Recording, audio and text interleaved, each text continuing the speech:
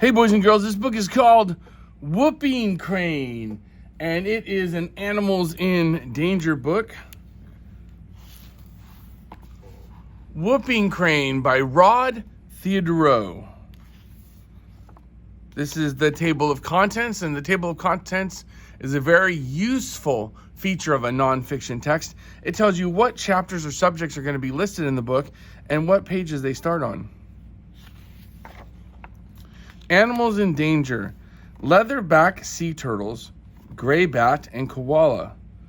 All over the world, there more than 25,000 animal species are in danger. Some are in danger because their homes are being destroyed. Many are in danger because people hunt them. This book is about whooping cranes and why they are endangered. Unless people protect them, whooping cranes will become extinct. We will only be able to find out about them from books like this. What are whooping cranes? Whooping cranes are birds. They are the tallest birds in North America. A male whooping crane is as tall as a person and has a wingspan as long as a person is tall. Whooping cranes are named after their loud call, which sounds like a trumpet being blown. They are shy birds that are easily disturbed.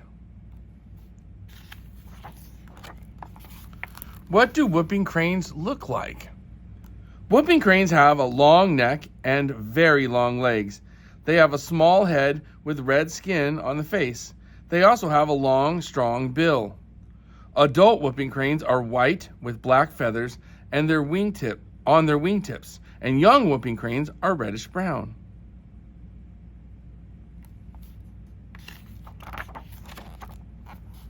Another useful feature of a nonfiction text is a map. And this shows you where they live, and it shows their migration route. So it looks like they migrate from Arkansas National Wildlife Range, it's Aransas National Wildlife Range. And they fly from there all the way to Wood Buffalo National Park. And they probably spend the summer up here because it's colder, and they spend the winter down here where it's warmer. Whooping cranes live in Canada for half of the year, and every year they migrate to spend their winter in the U.S. They stay in the warm water of the Gulf of Mexico. Whooping cranes are wetland birds. They need to live in places where there is plenty of shallow water.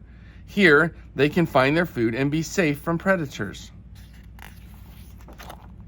What do whooping cranes eat? Whooping cranes are omnivores. They stand in shallow water and use their long necks and bills to spear their food. They eat snails, crabs, water insects, frogs, and minnows. Whooping cranes will eat snakes and small rodents if they can catch them. And they also eat berries and other wild fruit.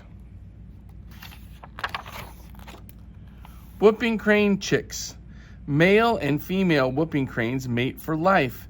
The female lays 2 eggs in the spring, and both parents take turns sitting on the eggs to keep them warm. The eggs hatch at different times. The oldest chick pecks at the younger chick and tries to push it out of the nest. The younger chick usually dies. Migration. After about 80 days, the chicks have learned to fly. Around mid-September, the family flies off on the long journey south to Texas. And on the way, the whooping cranes stop to rest and eat. They arrive at the Gulf Coast of Texas between late October and mid-November. Unusual whooping crane facts. When they migrate, whooping cranes travel an amazing 2,500 miles. They use their huge wings to glide on the high winds. They can stay in the air for hours longer than you are in school each day. Whooping cranes are very shy. If their breeding grounds are disturbed too much, they may fly away and not lay any eggs that year. How many whooping cranes are there?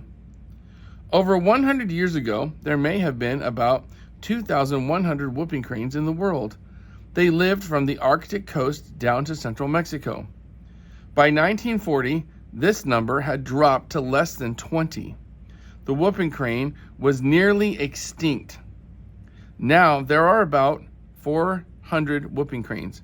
More than 100 of them live in captivity. It looks like this bird has markers on his legs.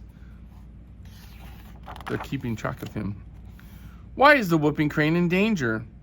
Whooping cranes need waterways and wetlands to live. During the last 100 years, many of these wetlands have been destroyed to make room for farms, roads, and cities. As more people have spread across Canada and the U.S., whooping cranes have been hunted and their eggs have been stolen by collectors.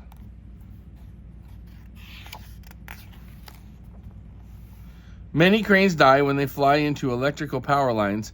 Some of these power lines are on the whooping crane's migration route.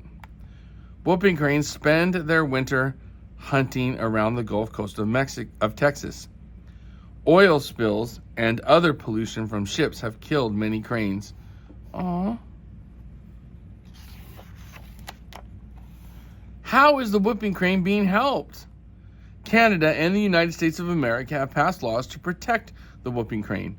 Hunting, stealing eggs, or disturbing their nest is now illegal. Some whooping cranes have been caught and put in places where they can be protected.